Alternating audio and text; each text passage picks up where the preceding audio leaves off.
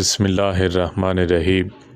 حضرت عبداللہ بن عمر رضی اللہ تعالیٰ عنہما کہتے ہیں، رسول اللہ صلی اللہ علیہ وسلم نے مسجد میں خرید و فروخت کرنے، کوئی گمشدہ چیز تلاش کرنے، شعر پڑھنے اور جمعہ کے دن نماز سے پہلے حلقہ بنا کر بیٹھنے سے منع فرمایا ہے۔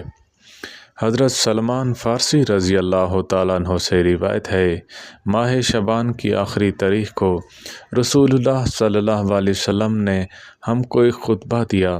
اس میں آپ صلی اللہ علیہ وسلم نے فرمایا، اے لوگو، تم پر ایک عظمت اور برکت والا مہینہ سایہ افغن ہو رہا ہے۔ اس مہینے میں ایک رات شب قدر 1000 مہینوں سے بہتر ہے۔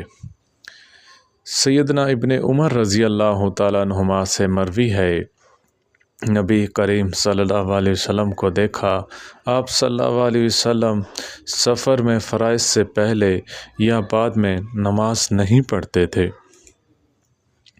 سیدنا ابن عمر رضی اللہ تعالیٰ عنہما سے مروی ہے، نبی کریم صلی اللہ علیہ وسلم نے فرمایا، اللہ تعالیٰ مال غنیمت میں سے چوری کی ہوئی چیزوں کا صدقہ قبول نہیں کرتا اور نہ ہی طہارت کے بغیر نماز قبول کرتا ہے۔